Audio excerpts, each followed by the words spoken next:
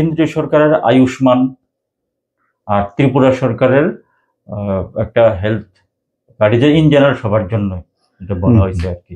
ওটাও 5 লক্ষ টাকা অব্দি বিমা আছে, এবং যে প্রাইভেট যে কোম্পানিগুলো আছে তাদেরও বিমা আছে 5 লাখ 10 বা যত হয় আর কি। তো এটার মধ্যে বেসিক্যালি পার্থক্যটা কোন জায়গায়? মানুষ কেন প্রধানমন্ত্রী এবং মুখ্যমন্ত্রী থাকা সত্ত্বেও অন্য প্রাইভেট ইন্স্যুরেন্সের দিক থেকে ঝুঁকবো? ভালো কোশ্চেন করছেন। আয়ুষ্মান ভারত যোজনা যেটা, প্রধানমন্ত্রীর স্বাস্থ্য বীমা যোজনা যেটা, এটা বেসিক্যালি মানে এতদিন ধরে কিভাবে কেটার হইতো এটা আমাদের আগে জানতে লাগবে। এই বিমাটা স্বাস্থ্য বিমা, but that is not for everyone. তো আমাদের পুরো দেশেই জিনিসটা ইমপ্লিমেন্টেড অবস্থায় আছে, কিন্তু এটা প্রাইমারিলি বিপিএল শ্রেণীর জন্যই দেওয়া আছে। যাদের বিপিএল রেশন কার্ড আছে তারারই এই জিনিসটা দেওয়া হয়। প্রধানমন্ত্রীর একটা উদ্যোগ নিছেন, সেটা হইতেছে গিয়া যারা সিনিয়র সিটিজেন তারা সবাই যাতে স্বাস্থ্য বীমার আওতায় থাকে। তো সেই ব্যাপারে এখন পর্যন্ত বিশদ আমার নলেজে কিছু নাই। প্রাইভেট কোম্পানি ভারতবর্ষে যাত্রা শুরু করছে 2006-এর পর থেকে। দ্যাট ইজ 2006-এর আগে ভারতবর্ষের স্বাস্থ্য বীমা সম্পর্কিত কোনো কনসেপ্টই ছিল না। হোয়ারেজ জনসংখ্যা কিন্তু তখনও 100 কোটির উপরে ছিল। আমার কাছে এক্সাক্ট মানে ইয়েটা নাই, আঁকড়াটা নাই, বাট সম্ভবত 100 কোটির উপরেই ছিল 2006। যখন হেলথ ইন্স্যুরেন্স শুরু হলো 2006 সালে, তখন তো বোঝা যায় যে তখন 2006 হইতাছে গিয়া স্বাস্থ্য বীমা সম্পর্কিত আইআরডি এর যে মানে রেগুলেশন ইন্ডিয়াতে তৈরি হয়েছে। আচ্ছা, এবার তৈরি হওয়া এবং মানে কোম্পানি ফর্ম করা, কোম্পানিগুলির কাজ শুরু করা, এটা কিন্তু অনেকটা ডিফারেন্স, মানে অনেকটা গ্যাপ থাকে। এটা আপনি নিজেও বুঝতে পারেন। ঠিক আছে, একটা আইন তৈরি হওয়া, একটা রেগুলেশন তৈরি হওয়া, এবার পোটেনশিয়াল যারা স্টেক হোল্ডার আছে, স্টেক হোল্ডাররা এটার মধ্যে পার্টিসিপেট করা, তাদের এই মানে কোম্পানির একটা কোম্পানি ফর্ম করা এবং তার প্রয়োজনীয় সাপোর্ট সিস্টেম তৈরি করা। এবং তার যেহেতু ভারতবর্ষে তো এর আগে কেউ এই ব্যবসাটা করছে না, তো তার একটা বিদেশি পার্টনার প্রয়োজন। কারণ প্রথমত তার অভিজ্ঞতা নাই, প্রোডাক্ট কিরকম হইব এজ এ কোম্পানি সে জানে না, তার লিগে তার একটা বিদেশি পার্টনারের উপরে ডিপেন্ড করতে লাগে। এটা 1 নম্বর। আরো একটা জিনিস আছে, এটা যদিও সাধারণ মানুষের জ্ঞাতার্থে লাভ লসের কোনো ব্যাপার নাই, বাট জানার জন্য আমি কইতেছি আর কি। লাইফ কোন, হেলথ কোন, সমস্ত ইন্স্যুরেন্স, ইভেন মোটর ইন্স্যুরেন্স, প্রত্যেকটাই ভারতীয় যে বিমা কোম্পানিগুলি আছে তার যদি ফরেন পার্টনার থাকে আর কি, প্রত্যেকটা জিনিসেরই রি ইন্স্যুরেন্স করা হয়। ঠিক আছে, রি ইন্স্যুরেন্স আর ইন্স্যুরেন্স ব্যাপারটা একই। মানে ইন্স্যুরেন্স হয়েছে গিয়ে আপনি ডাইরেক্টলি নিতেছেন, এটা হেলথ হোক লাইফ হোক, আর রি ইন্স্যুরেন্স হইতেছে গিয়ে কোম্পানির কাছে করে, মানে রিস্ক শেয়ারিং। আপনার রিস্কটা আপনি একলা ক্যারি করতেছেন না, আপনি কোম্পানির উপরে আপনার রিস্কটা দিয়ে দিচ্ছেন through purchasing of A life insurance or a health insurance. ঠিক আছে, আর কোম্পানি কি করতেছে, কোম্পানি অনেক বেশি যখন তার রিস্ক হয়ে যায়, এই রিস্কটারে সে রি ইন্স্যুরেন্সের মাধ্যমে অন্য একটা পার্টনারের সঙ্গে সে শেয়ার করে। ঠিক আছে, আচ্ছা, ভারতবর্ষে নন লাইফ ইন্স্যুরেন্স কোম্পানি, তা যেগুলিকে আমরা জেনারেল ইন্স্যুরেন্স কোম্পানি হিসেবে চিনি, এই কোম্পানিগুলি আগের থেকেই ছিল। হ্যাঁ, আমি কারোর নাম নিয়ে কইতে চাইতেছি না, 4টা জেনারেল ইন্স্যুরেন্স কোম্পানি আগে থেকেই ছিল যারা মোটরের ব্যবসা করত। হেলথ ইন্স্যুরেন্স চালু হওয়ার পর থেকে তারা হেলথ ইন্স্যুরেন্সে পার্টিসিপেট শুরু করলো। At the same time foreign কোম্পানিগুলি ইন্ডিয়ান পার্টনারের সঙ্গে মানে করে কোলাবোরেশন করে ইন্ডিয়ান একটা কোম্পানি ফর্ম করে তারাও পার্টিসিপেট করা শুরু করলো। এইভাবে ভারতবর্ষের জনসাধারণের লিগা হেলথ ইন্স্যুরেন্স ক্যাটারিং শুরু হয়েছে, but it was it's early stage, একটা প্রিমিটিভ ফর্মে ছিল। আজকে যে ধরনের সুবিধাযুক্ত হেলথ ইন্স্যুরেন্স আছে আর তৎকালীন সময়ে যা ছিল আর কি, ওই দুইটার মধ্যে কোনো কম্পেয়ার চলে না। বাট যে সময়ের যেটা ছিল না থেকে তো ছিলটা ভালো। ঠিক আছে, এই প্রসঙ্গে আমি আমার ব্যক্তিগত একটা জিনিস শেয়ার করতে চাই আর কি। হেলথ ইন্স্যুরেন্স শুরু হওয়ার অন্তত 8-10 বছর আগে আমার মা মারা গেছেন। তা আমি ইন্স্যুরেন্সে ওয়ার্ক করতেছি, আমি ইন্স্যুরেন্স সম্বন্ধে একটু অদ্ভুত নলেজ আছে আমার। ইন্স্যুরেন্সে 19 বছরের ক্যারিয়ার হয়ে গেছে।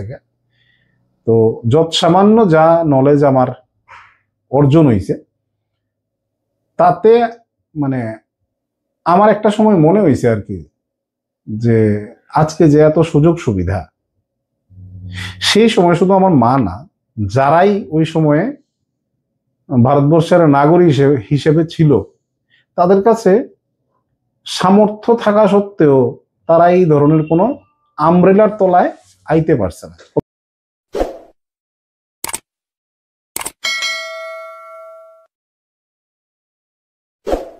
আয়ুষ্মান কার্ডের রেঞ্জ কত? 5 লাখ টাকা। মানে সরকারও কিন্তু অঘোষিতভাবে এটা মাইনা নিছে যে 5 লাখের কম কিন্তু কিছু হয় না। ঠিক আছে, সহজ ভাষায় কোনো একটা প্রাইভেট হসপিটালে যদি আমি যাই,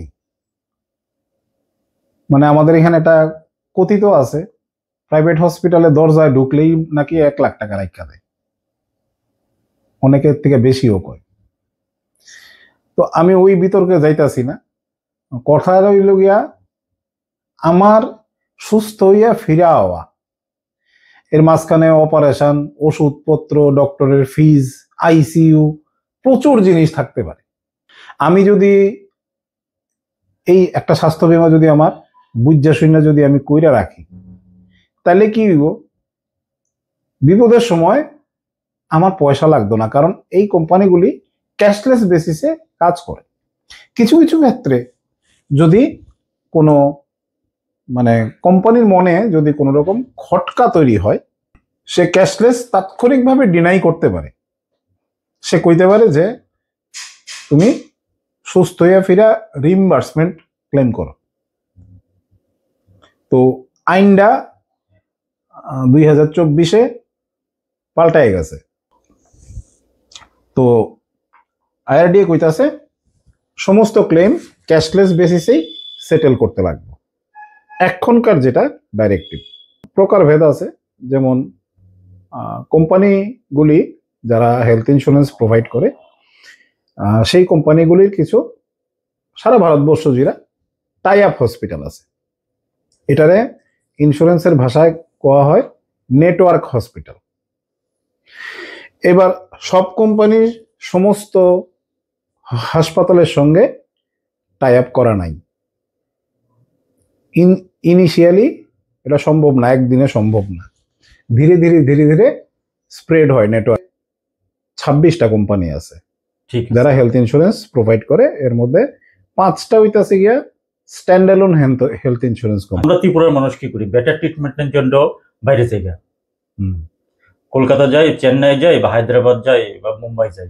এখন কথা হইল গিয়া, আমি যে হেলথ ইন্স্যুরেন্সটা এখানে করুম, সেটা কি ওই জায়গা কাজ হবে ওইসব জায়গাতে হেলথের ক্ষেত্রে? হ্যাঁ, প্রাইভেট ইন্স্যুরাররা যে সমস্ত পলিসি প্রোভাইড করে, আপনি যে কোনো জায়গাতে ট্রিটমেন্ট করতে পারেন। নেটওয়ার্ক হসপিটালেও ট্রিটমেন্ট করতে পারেন, নন নেটওয়ার্ক হসপিটালেও ট্রিটমেন্ট করতে পারেন। হ্যাঁ, প্রধানমন্ত্রী যে আয়ুষ্মান ভারতের, এটা প্রধানমন্ত্রী যে আয়ুষ্মান ভারতের এটা হইতেছে গিয়া প্রাইমারিলি মানুষ গভর্নমেন্ট হসপিটালেই যায় যাদের এই কার্ডটা আছে। প্রাইভেট হসপিটাল যারা যারা যারা যারা অ্যাকসেপ্ট করে, বা সেমি প্রাইভেট হসপিটাল, ওইখানে গিয়েও ট্রিটমেন্ট করাইতে পারে। বাট ওইখানে ট্রিটমেন্ট করাইলে বেশ কিছু জায়গাতে কি হয়, বেশ কিছু অংশ রিইম্বার্স বেসিসে করা হয়, ক্যাশলেস হয় না পুরাটা। আয়ুষ্মান ঠিক ভারতের আছে? ক্ষেত্রে হ্যাঁ, দ্যাট ইজ তুমি টাকাটা পাইবা, এখন তুমি খরচাটা করো, কইরা তুমি বিল ফিল সাবমিট করবা, তারপরে রিইম্বার্সমেন্ট হইব। আর আবার হুম, সবটা শেষ না করলে এটা অসত্য হয়ে যাবো গা হুম, স্টেটমেন্টটা।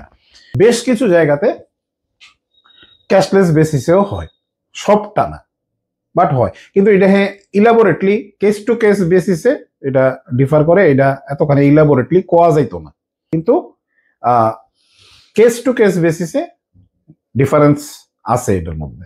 মানে সবটাই পায়, মানে আমি ক্যাশলেসের কথা কইতাছি, ডোন্ট গেট মি রং, ঠিক আছে? এটা প্রধানমন্ত্রীর যে হ্যাঁ, হ্যাঁ। কার্ডের কথা বলছেন। বাট পাওয়া যায়, টাকাটা পাওয়া যায়। আচ্ছা, কিন্তু আপনার ইয়েটা আমি যদি প্রাইভেট কোম্পানিগুলোর যে হেলথ ইন্স্যুরেন্স আছে সেগুলোর ক্ষেত্রে মোস্টলি ক্যাশলেস বেসিসে যদি কোনো রকম আর্লি ক্লেম হয়, বা কোম্পানি যদি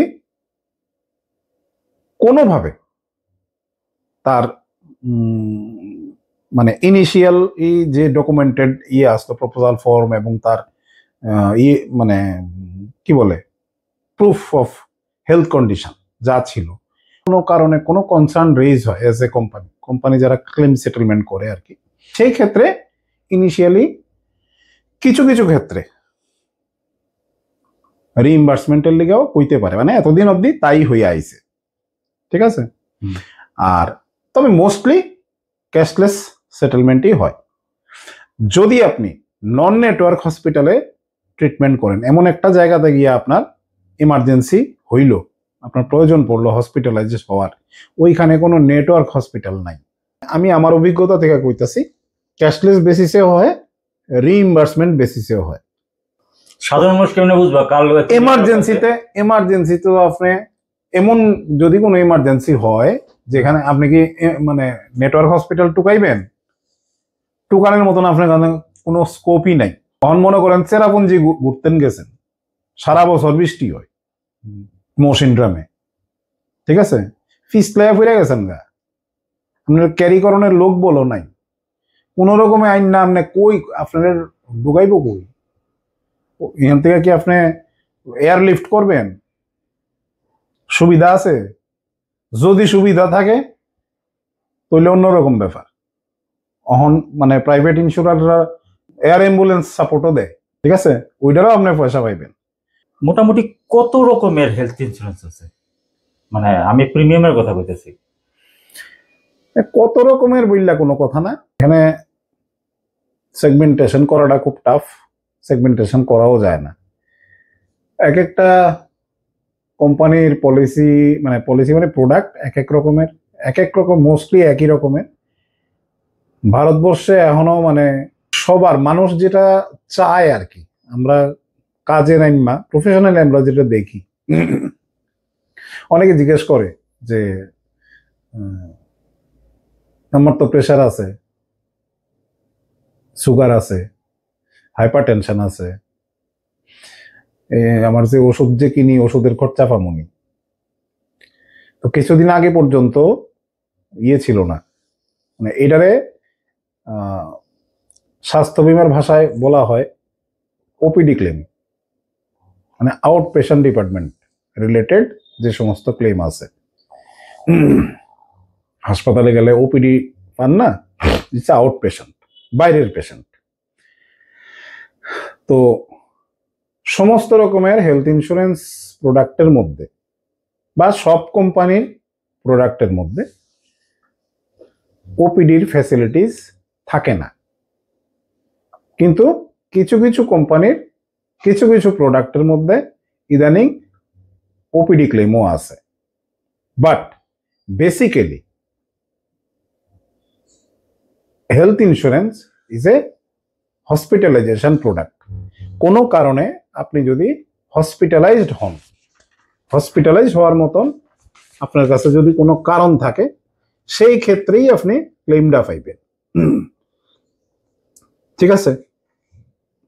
অনেকে অনেক অভিযোগ শোনা যায় বা কিছু কিছু ক্ষেত্রে কেসে চলতেছে যে তারা ক্লেম পাইছে না। তো এই জিনিসটি কেন হয়? এর অনেক রকম কারণ আছে। তো পিসি ভাই, তাহলে আপনি মনে করেন কোন একটা কোম্পানি এবং যে এজেন্ট যে হেলথ ইন্স্যুরেন্স করায় মানুষদের, তারা নিশ্চয়ই কোনো না কিছু গোপন রাখে, বা যে করতেছে সেও না জানি অনেক কিছু করতেছে। এই জায়গাটা আপনি কেমনে শর্ট আউট করবেন? দেখেন, এখানে প্রথমত আমাদের দেশের মানুষ কিন্তু সচেতন না, স্বাস্থ্য বীমা সম্বন্ধেও সচেতন না, বীমা জিনিসটা সম্বন্ধেই সচেতন না। আবার হ্যাঁ, কিছু কিছু মানুষ সচেতন। এজেন্ট তার পলিসি বিক্রি করার জন্য অনেক জিনিস হাইডও রাখে। আমি আপনাকে কই, হ্যাঁ, নো ডাউট, আপনার কিছু কিছু মানুষ আছে, মানুষের মধ্যে তো সব রকমই মানুষ আছে, মন্ত্রী মিনিস্টার থেকে শুরু করে সমাজসেবী পর্যন্ত সবাইকে আক্ষরিক অর্থে সেবা করণের লিগে আমরা কি দেখি চারদিকে?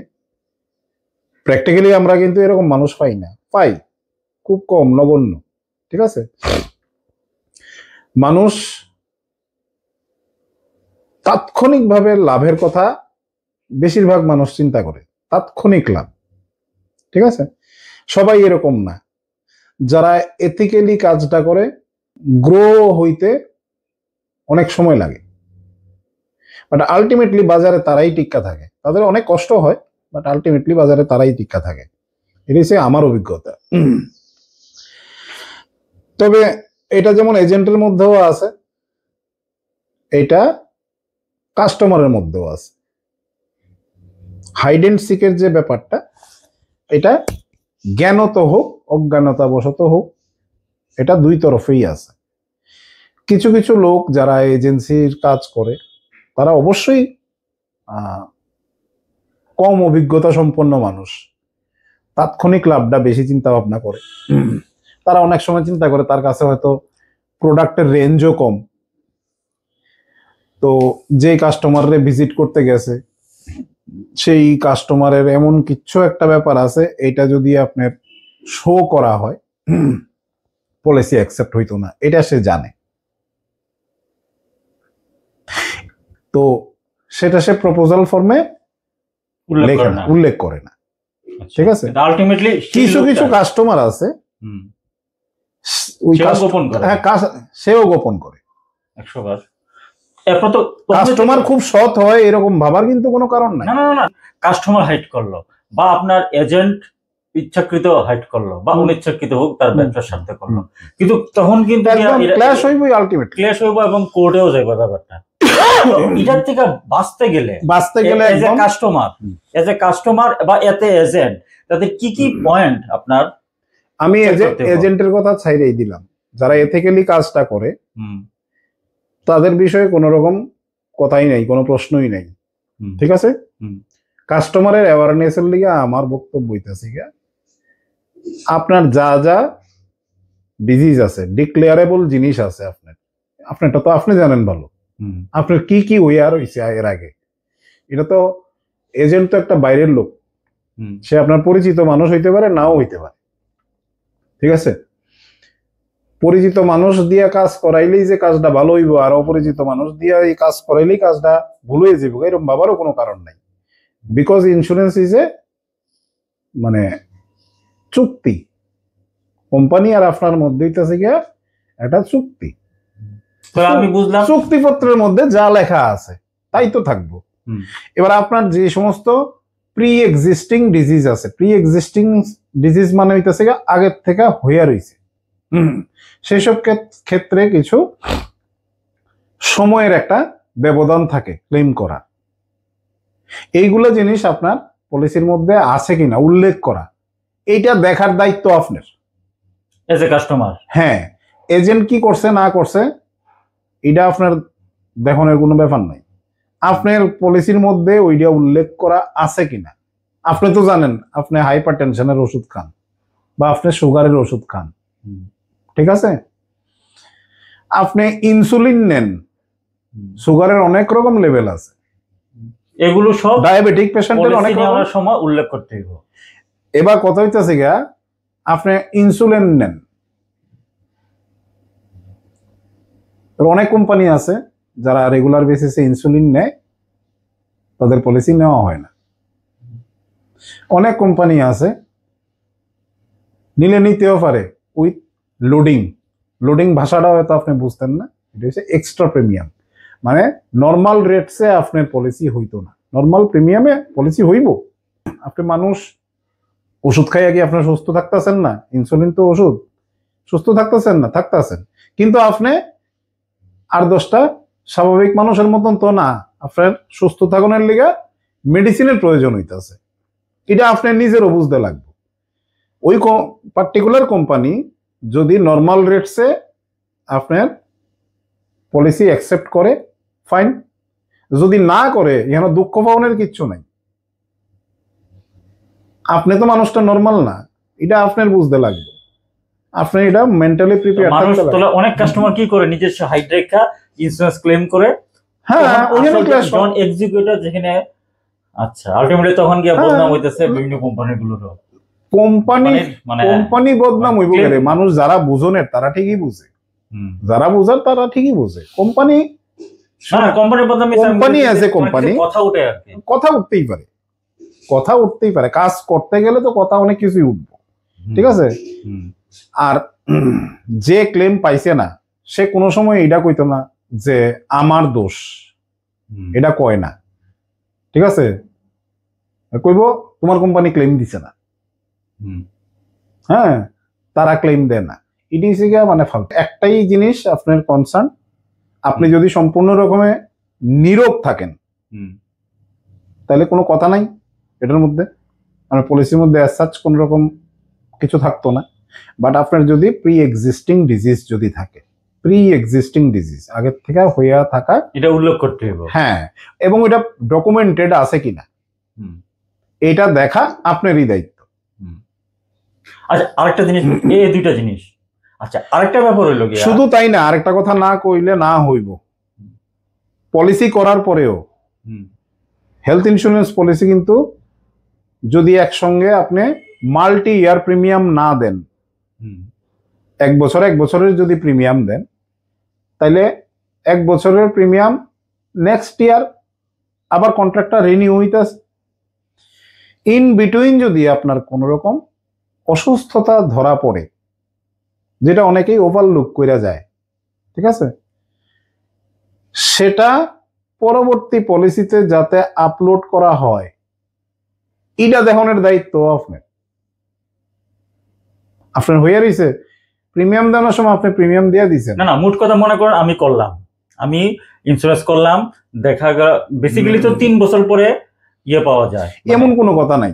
এটা পলিসি টু পলিসি বেসিসে আচ্ছা নির্ভর করে। আচ্ছা মনে করেন সাপোজ আমি হেলথ ইন্স্যুরেন্স করলাম, না করো, কাউ খারাপ তো কেউ চায় না, নবডি।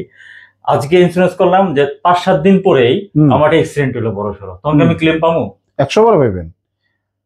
অ্যাক্সিডেন্টের ক্ষেত্রে আপনার পলিসি ইস্যু হওয়ার পরের দিনই আপনি ক্লেম পাইবেন। আচ্ছা, এটা এজ এ পার্ট মনে করুন পলিসি করলাম, এটার মধ্যে আমার প্রথম বছর যে পলিসি দিলাম এবং আমি এজ এ অনেস্টলি আমার সবকিছু উল্লেখ করলাম, দেখা গেল যে 2 বছর পরে বা 1 বছর পরে আমার একটা ডিজিজ হইল, তখন কি আমি নতুন যখন কন্ট্রাক্টটা ইস্যু হইব তখন আমার এটা উল্লেখ করতে হইব? হ্যাঁ, উল্লেখ করতে হবে, এটা হচ্ছে নিয়ম, উল্লেখ করতে হবে। এটার সঙ্গে আপনার 3 বছরের যে আপনার জিনিসটা কইছেন, 3 বছর আমার অপেক্ষা করতে লাগবে। আমি আবার এটা উত্তর দেওয়ার সময় ইন্টারাপ্ট করছি যে 3 বছর বললে কোনো কথা নাই, এটাও প্রোডাক্ট টু প্রোডাক্ট ডিফার করে। কোন প্রোডাক্টে আমরা এর আগে দেখতাম 4 বছর ওয়েটিং পিরিয়ড থাকতো, 3 বছরের ওয়েটিং পিরিয়ড এখন আছে। এমনও প্রোডাক্ট আছে যেটার মধ্যে 1 বছরের ওয়েটিং পিরিয়ড। আচ্ছা, এই ওয়েটিং পিরিয়ড একটু ক্লিয়ার করে আমরা বুঝাবো। ওয়েটিং পিরিয়ড হইতাছে প্রি এক্সিস্টিং ডিজিজের ক্ষেত্রে এইগুলি ভালো করে মনে রাখতে লাগবে। আপনার যেটি হইছে, আপনার যেই রোগ বা কোন একটা অপারেশন করছেন, ঠিক আছে, মানে ইন্স্যুরেন্স চলাকালীন আগে ইন্স্যুরেন্স নিছেন না তখন, আচ্ছা, ওইটারে কওয়া হয় প্রি এক্সিস্টিং ডিজিজ। মানে ইন্স্যুরেন্স যখন আপনি নিতেছেন তার আগের থেকেই আপনার হয়ে রয়েছে কিছু একটা ঘটনা, ঠিক আছে, ওই জিনিসটারে আপনার উল্লেখ করা আপনার দায়িত্ব। ধরেন আমি আমার জীবনে আমি এরকম কেসও পাইছি যে 12 বছর আগে কোনো একটা দুর্ঘটনায় ওনার বার্ন ইঞ্জুরি হয়েছে, ঠিক আছে? তো আমার সামনে যখন আপনি বইয়া রয়েছেন, আমি আপনার সামনে বইয়া রয়েছি, আমি আপনি ভদ্র মানুষ, জামা কাপড় পইরা বইয়া রয়েছি, ঠিক আছে না? আপনার শরীরের মধ্যে কোন জায়গার ভিতরে বার্ন আছে, ওইটা ফ্যাটাল না না কি, ওইটা তো আমার পক্ষে জানানো সম্ভব না। এটা আমারই করতে হবে যে ঠিক আছে না? কাস্টমার 100 বার এরপরে দিয়ে যদি ইন্স্যুরেন্স করার পরে ওটা ক্লেম করে, এবার এই বার্নটা কতখানি ফ্যাটাল, আপনি যে পুরা যে গেছে, এটাতে আপনার ইনার কোনো অর্গান যে সময় বার্ন হয়েছিল ডিফরমেশন, হ্যাঁ ডিফরমেশন হয়েছে কিনা, ওইটা তো আমার পক্ষে ইয়ে করা সম্ভব না। সম্ভব না। আমি আমার যদি আপনি কোনো অ্যাকচুয়াল কিতা হইছে, আপনি হয়তো এমনি কইলেন যে ও আমার একটু মানে আগুন লাগিয়ে গেছিল গায়ে, মানে আমি এর দূরই বিশ্বাস করি। এগুলো ক্লিয়ার কাট করে দিব, ক্লিয়ার কাট ক্লেম পায় না। ঘুরায় ফিরে কিছু কিছু জিনিস আছে, আমি আপনার কই 13টা রোগ আছে যেটা কোন কোম্পানি প্রথম 2 বছর দেয় না, ঠিক আছে? কি কি নিশ্চয়ই সবডি আমার কমনের দরকার নাই, ঠিক আছে? ক্যান্সার দেয় না, পাইলস, ফিস্চুলা এগুলি যদি থাকে, মানে এটি প্রথম 2 বছর, অনেকের আর্লি এজই তো হয়ে যায় পাইলস, ঠিক আছে? আমাদের এই মানে ক্রান্তীয় অঞ্চলগুলিতে এই ধরনের ডিজিজ খুব দেখা যায়।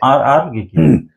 তারপরে লাম্প, সিস্ট, টিউমার, এগুলি যদি ম্যালিগনেন্সি থাকে, ঠিক আছে, এগুলি প্রথম 2 বছর কোনো ক্লেম হয় না। গল ব্লাডার স্টোন, ঠিক আছে, ক্যাটারাক্ট, এরকম 13টা লিস্টেড, এগুলি লিস্টেড, আমার মুখের কথার মানে ব্যাপার না, লিস্টেড 13টা ডিজিজ আছে। এটা কোনো কোম্পানি প্রথম 2 বছর দেয় না পলিসি করার, ঠিক আছে? তো অনেকে আছে তার এবিলিটি আছে, ইন্স্যুরেন্স করে না, ঠিক আছে? আরে কি আমি ভালোই আছি। আমি এমনও দেখছি মানে আমার পিছনে বাতি লইয়া ঘুরছে ইন্স্যুরেন্স করে দৌনের লিগা, এইও অভিজ্ঞতা আছে। ইয়ে নিতে লাগে, এই আপনার ডায়ালাইসিস নিতে লাগে, 2 দিন পরে পরে এই ডায়ালাইসিসের লিগা যায়, 2 মাস পরে পরে যায়, 2 দিন পরে এটা গ্যাপ কইমা ইয়া মাসখানেকে আয়া দাঁড়াইব, ঠিক আছে? তাই এরকম ইন্স্যুরেন্স লাগেই লাগে, যত টাকা লাগুক আমার ইন্স্যুরেন্স করে দিত, কেউ করে দিতে থাকতো, ঠিক আছে? সে করছে না, হ্যাঁ না, মানে রোগ হওয়ার পরে গিয়ে ইন্স্যুরেন্স করতে যাইতে, হ্যাঁ এখন দেখতেছে যে সব নিশ্চয় হয়ে দিতেছে গা, তখন ঠিক আছে, এখন ইন্স্যুরেন্স লাগে। আচ্ছা, এগুলো তো আচ্ছা, এগুলো তো আছে, ঠিক আছে। কিন্তু একটা জিনিস আছে, মনে করেন যে ইন্স্যুরেন্স যে কোনো বছর তো করা যায়, যে কোনো সময় করা যায়, যে কোনো সময়। কথা হইতেছে গা হেলথ ইন্স্যুরেন্সের কিছু সুবিধা অসুবিধার ব্যাপার আছে, আমি কইছি অ্যাজ পার ইউর কোশ্চেন, যে কোনো সময়ই করা যায়। এবার 55 পরে করলে কি হইব, 60 পরে করলে কি হইব, এটা product to product, company to company, নিয়ম টু নিয়ম ডিফার করে, ঠিক আছে? ঠিক আছে। তো as usual as a middle class 70 বছর বয়সেও মানুষরা আমি ইন্স্যুরেন্স করতে দেখছি, হেলথ ইন্স্যুরেন্স করুক যেটা আছে, কিন্তু ইন জেনারেল ইন্স্যুরেন্সের ক্ষেত্রে আদর্শ বয়স হিসেবে কোনটা করলে ভালো হবে? কোনো আদর্শের কোনো ব্যাপার না। আমার যেমন আমি মানে আমরা সময় তো আচ্ছা হেলথ ইন্স্যুরেন্স আমার যেমন 2013 সাল থেকে আমার health insurance, nobody have pressed me, আমি নিজে যাইচ্ছা গিয়া একটা কোম্পানি, তখন আগরতলা শহরে একটাই হেলথ ইন্স্যুরেন্স 2013, ঠিক আছে? পিএসইউ আসলো 4টা পিএসইউর কোনোটাতেই আমি গেছি না, ঠিক আছে? ওইটা আমার ব্যক্তিগত ব্যাপার, আমি না ঠিক আছে, আমি কইতাছি আমি গেছি না, মানে তো আমি আমার হেলথ ইন্স্যুরেন্স, তখন আমি হেলথ ইন্স্যুরেন্সের কাজ করতাম না, কিন্তু পরে দিয়া আপনি যখন অসুস্থ আমি ওইটা 2017 ঘটনা, ঠিক আছে? 2013-তে কোনো একটা মানে আমার একটা ফিনান্সিয়াল মানে ক্রাইসিস দেখা দিছিল, ঠিক আছে? Huge financial crisis. আমি বেসিক্যালি ম্যান অফ ইন্স্যুরেন্স, ঠিক আছে। যখন ক্রাইসিসটা মানে আমার স্যাচুরেশন লেভেলে গেছে গা, তখন আমার জাস্ট এটাই মনে হয়েছে আর কি, আমার কাছে যেই পয়সা আছে সেই পয়সা দিয়ে, এই পয়সা দিয়ে আমি খুব বেশি দিন আমি সার্ভাইভ করতে পারতাম না। আমার এই মুহূর্তে আমার এবং আমার ফ্যামিলির যদি সার্ভাইভ করতে লাগে আর কি, মানে টেনশনে তখন আমি পাগল হয়ে যাইতেছি, ঠিক আছে। তখন আমি খুঁজে গিয়া হেলথ ইন্স্যুরেন্স করছি পুরো ফ্যামিলি। আগরতলায় তখন কেউ হেলথ ইন্স্যুরেন্স মানে বিক্রি করাটা সাংঘাতিক টাফ আসলো। এখন তো অনেক কনসেস হয়েছে মানুষ তুলনামূলক। গিয়া আমি আমার পরিচিত একজন ছেলেরে পাইছি কোনো একটা, এটা পরে দেয়া 2017 সালে আপনি যখন হ্যাঁ তখন আমার ক্লেম হয়েছে, যখন আমি ফুল ক্লেম পাইছি, ঠিক আছে। এবং আপনার খরচা মানে টাকা এক্সট্রা নিজের পকেটে খরচা হয়েছে না, না সব পুরো ইন্স্যুরেন্স কভার করে দিয়েছে। একদম একদম। কিন্তু কথা হয়েছে, কিন্তু একটা কথা আছে, কেউ যদি ইন্স্যুরেন্স করে মনে করে যে আমি দিলাম তো 1 বছর কিছু হইলো না, আমার টাকাটা মাইর আবার নতুন করে করতেছে। হ্যাঁ এই ধরনের লোকও আছে। হ্যাঁ এমন শুনেন, আর একটা কথা হইলো গিয়া, এবং দেখা যায় 10-15 বছর আমার কিছু হয়েছে না, 10-15 বছর আমার তো কয়েক লক্ষ টাকা বেড়ে যাচ্ছে, এরপর আবার নতুন করে করতে হইতেছে। এই যে লসটা হইতে আমাকে চিন্তা করে, আমার যদি না হয় তো আমার হুদ এই টাকা ডিমান্ড যেতেছে না। তো এই পরিস্থিতিতে আপনার কি সাজেস্ট থাকবো?